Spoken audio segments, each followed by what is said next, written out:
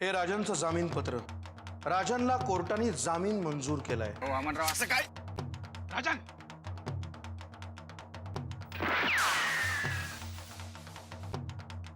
राजन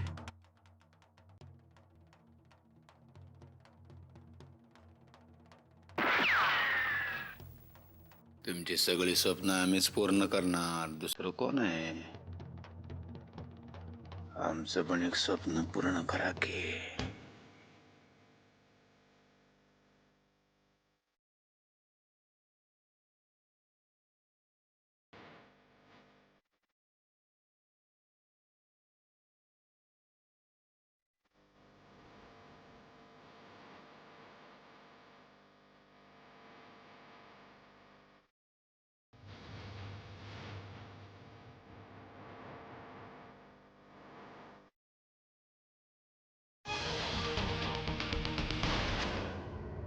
नाही नाही जाधव, आजच्या सगळ्या सभा रद्द करा.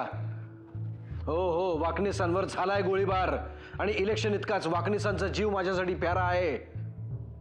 आजचं सगळं शेड्यूल उद्यावर टाकला. कळवतो मी कळवतो तुम्हाला. साहेब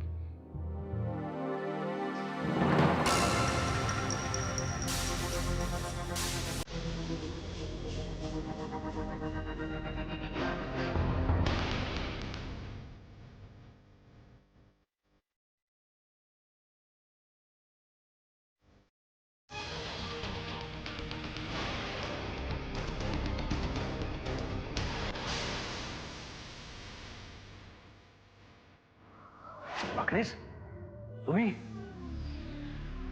हो साहेब. हो काय?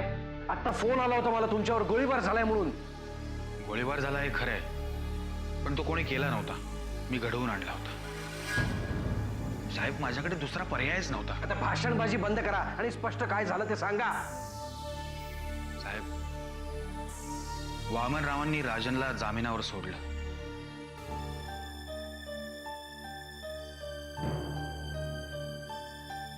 धन्यवाद वामन साहेब. अहो जे काम आम्हाला जमलं नाही शेवटी तुम्ही ते करून दाखवलं. आता आलाय की हा आपल्या ताब्यात. अहो वामनराव असं काय? राजन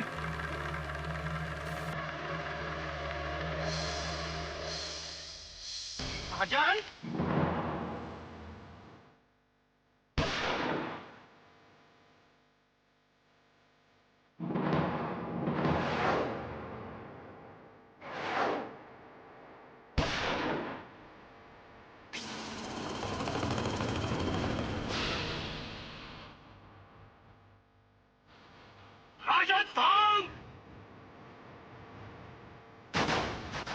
शी वाकणीस, मला आता लाज वाटायला लागली तुमची.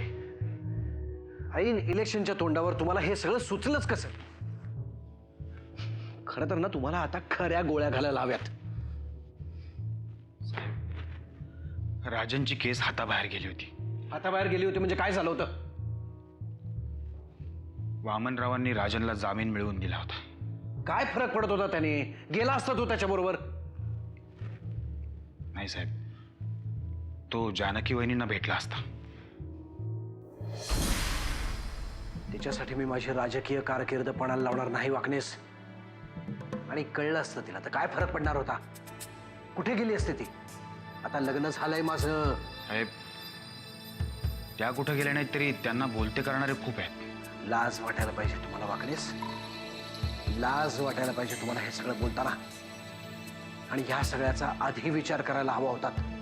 साहेब खरं तर सगळं व्यवस्थित चाललं होतं, पण वामनरावांनी गडबड केली. मग काय आता त्याला गोळ्या घालणारच? मान खाली घालतात. निदान हॉस्पिटलमध्ये तरी ऍडमिट व्हायचं. तुम्ही इथपर्यंत आलातच कसे? निघा आता आणि इलेक्शन होईपर्यंत कोणालाही दिसू नका. आणि मी सांगतोय तसंच करा, नाही तर मला तुमचा फेरविचार करावा लागेल. निघा.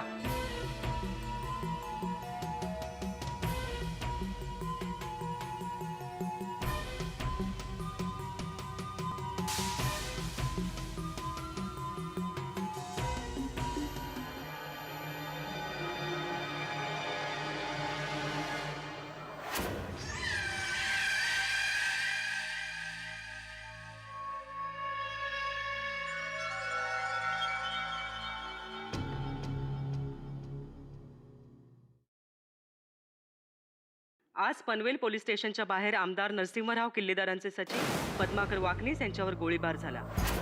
त्यांच्यावर गोळी झाडणारा इसम त्यांच्याच मतदारसंघाचा तरुण राजन तायशेटे असल्याचं म्हटलं जात आहे. आश्चर्याची गोष्ट अशी आहे की या घटनेच्या काही मिनिटांपूर्वीच राजन तायशेटेची खुनाच्या आरोपातून जामिनावर सुटका झाली होती. पोलिसांनी उत्तरादाखल केलेल्या गोळीबारात राजन तायशेटे जखमी झाला, पण तरीही तो पळून जाण्यात यशस्वी ठरला. पोलीस त्याचा शोध घेत आहेत.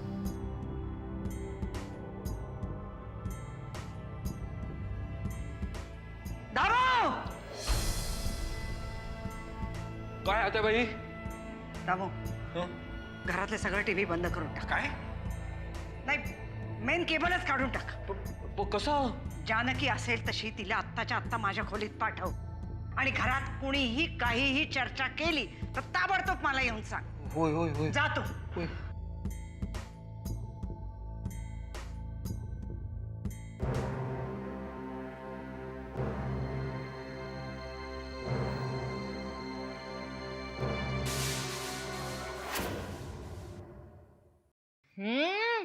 जानकी, आज तू काय मागशील ते देईन मी तुला. बोल लवकर, काय हवंय? का?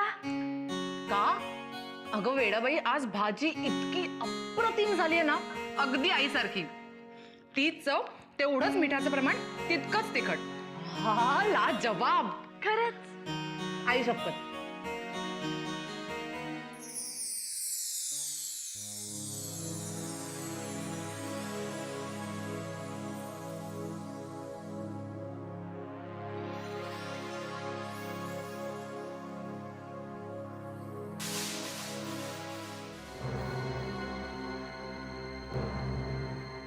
कोंबडं झाकल्यामुळे पहाट व्हायची राहत नाही आतेबाई.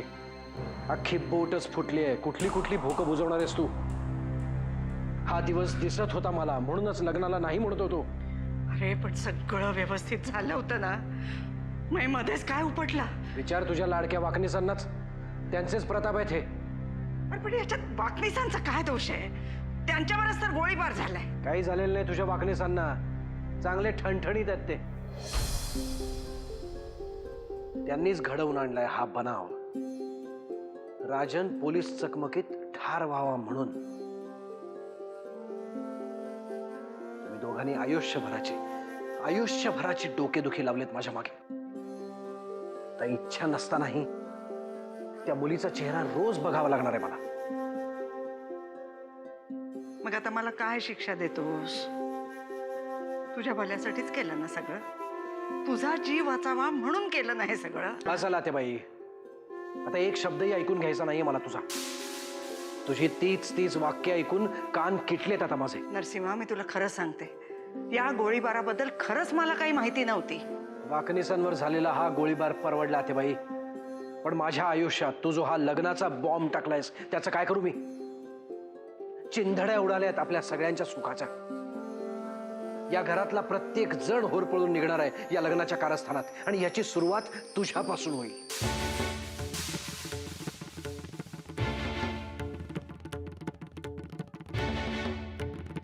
या घरातला प्रत्येक जण होरपळून निघणार आहे या लग्नाच्या कारस्थानात, आणि याची सुरुवात तुझ्यापासून होईल. तुम्ही भाजी घ्या ना. तुम्हाला आवडली ना, लाजवाब झाली ना, मग घ्या. हो, घेते. जानकी, तू खरंच जेवण खूप छान बनवतेस. नर्मदा ताईंसारखं. ऍक्च्युली एरवी मी खरं बोलले नसते, पण आज ही चव मला खोटं बोलूच देणार नाही. खरंच खूप छान झाली आणि अगदी आईसारखी झाली. जानकी,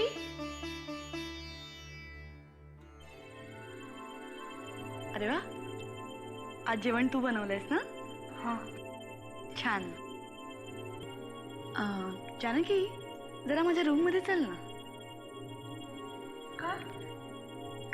काय नाही, तुला काहीतरी दाखवायचंय. चल.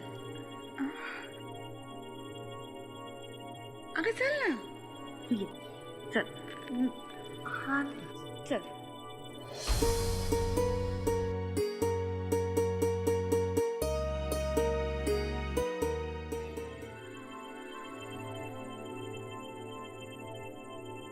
आज पनवेल पोलीस स्टेशनच्या बाहेर आमदार नरसिंहराव किल्लेदारांचे सचिव पद्माकर वाकनीस यांच्यावर गोळीबार झाला.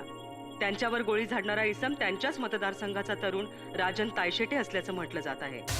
आश्चर्याची गोष्ट अशी आहे की या घटनेच्या काही मिनिटांपूर्वीच राजन तायशेटेची खुनाच्या आरोपातून जामिनावर सुटका झाली होती. पोलिसांनी उत्तरादाखल केलेल्या गोळीबारात राजन तायशेटे जखमी झाला, पण तरीही तो पळून जाण्यात यशस्वी ठरला. पोलीस त्याचा शोध घेत आहेत. पाहिलंस राजनच्या मागे कसे पोलीस लागलेत. खरं तर तो मेलाही असेल एव्हाना.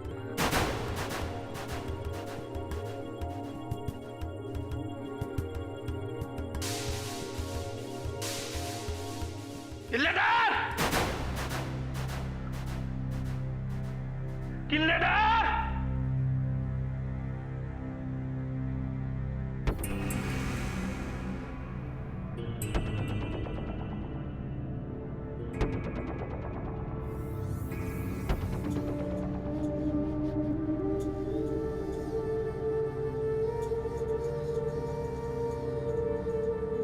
किल्लेदार! अरे लोकांच्या आयुष्याशी खेळ खेळणारे किल्लेदार! किल्लेदार! किल्लेदार बाहेर या! बाहेर या किल्लेदार!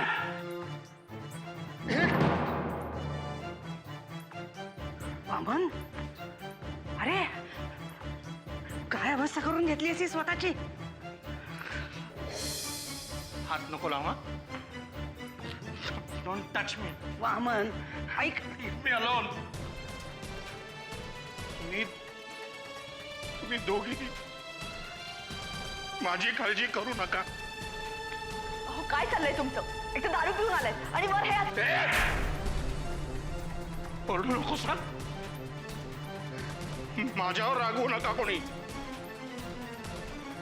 वेळ आली तर मी रागवू शकतो. हा? ओरडू का? ओरडू? अरे कशाला ओरड- नको ना वामन आई. ओरडू शकतो मी वेळ आली तर. हो पण नको ओरडूस, नको ओरडूस. मग आत्ताच्या आत्ता भेटायचंय. किल्लेदार आहेत का किल्लेदार?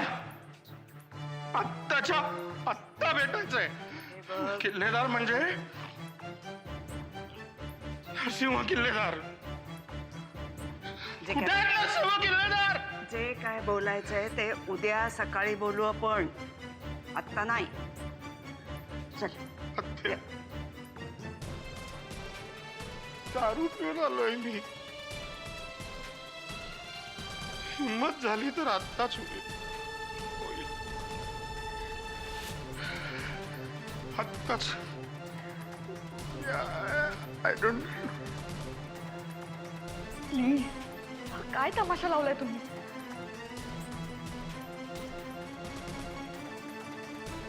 मी लावलाय तमाशा.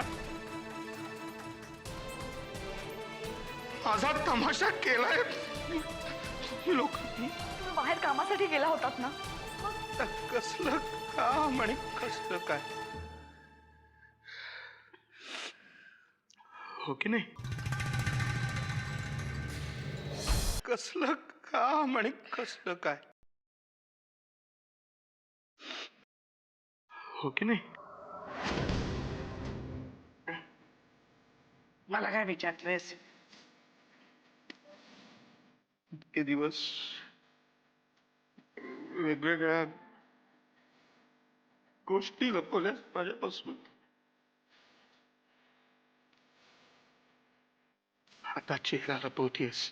आता बाई हे सगळं काय चाललंय. मला नाही माहिती.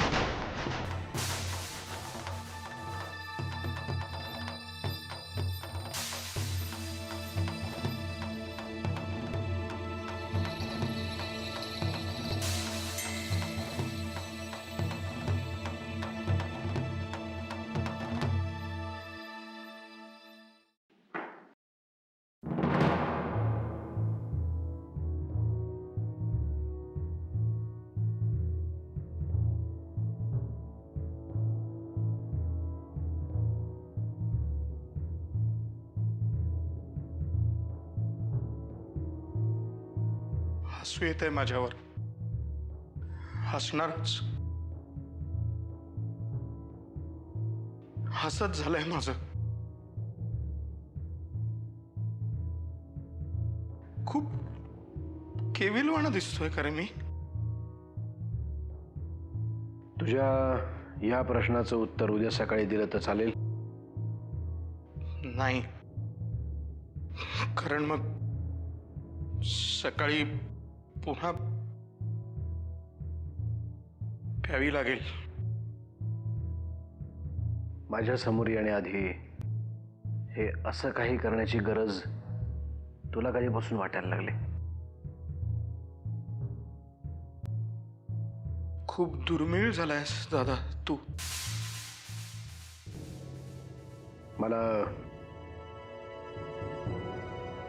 मला एका मीटिंगला जायचंय. आपण उद्या सकाळी बोलूया.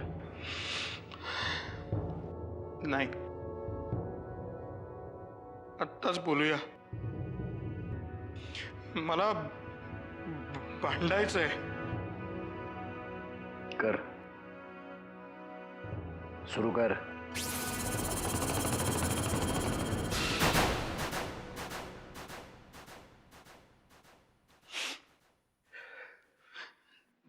धीर गोळा होत नाहीये.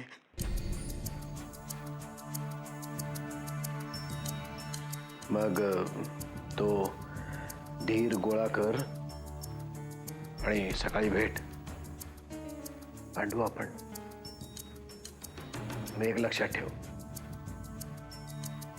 पुन्हा जर का ह्या अवस्थेत मला दिसलास धपाटा घालीन.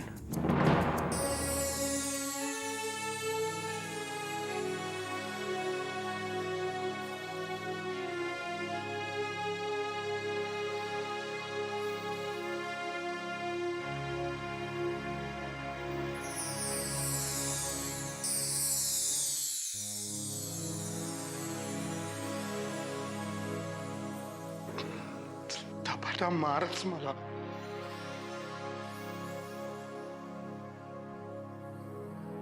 तुझे धपाटे खात खातच मोठा झालोय मी.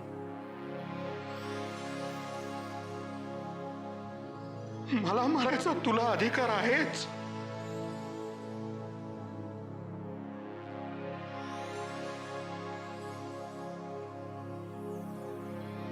पण जर तू चुकीचा वागलास तर तुझा कान कोणी पिरगळायचा?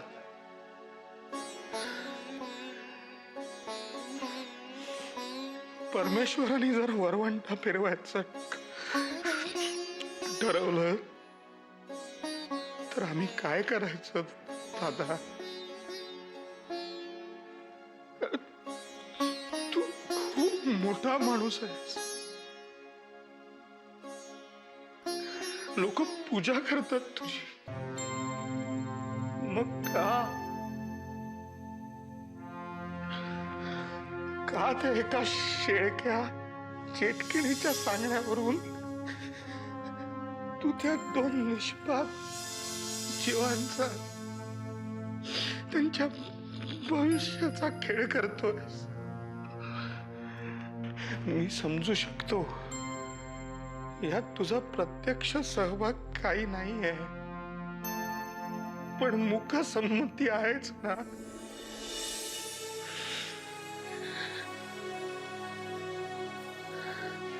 Now the burden of proof is on you. You need to prove yourself. तुला स्वतःला सिद्ध करावं.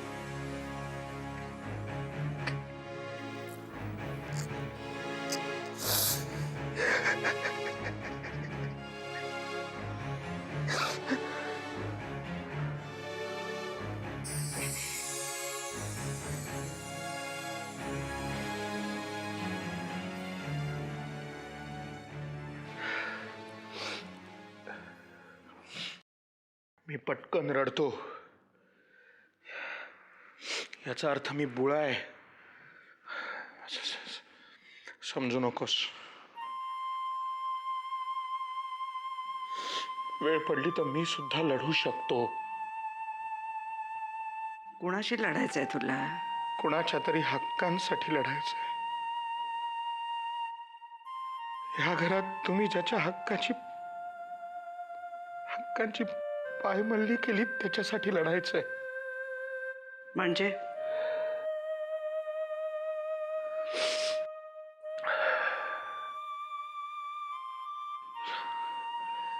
त्या राजनला काहीही होणार नाही असं म्हणाली होतीस तू.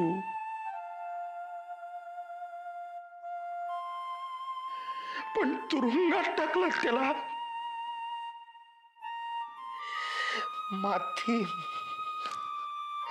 माती केली त्याच्या आयुष्याची. यातलं मला काहीही माहिती नव्हतं. कसं माहिती असणार? दादाच्या नावाने कुंकू लावणारी भेटली तुला.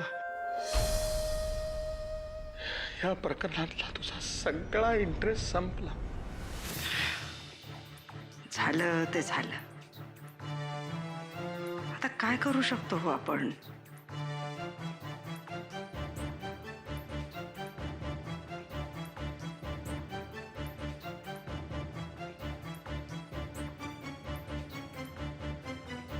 पश्चाताप.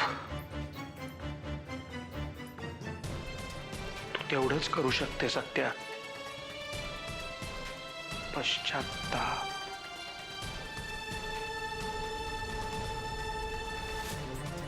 पण मी मात्र मनात ठरवलं ना,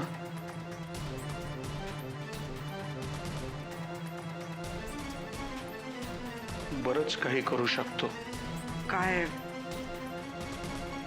काय करायचं ठरवलंस तू? जानकीला जाऊन सगळं खरं खरं सांगेन मी.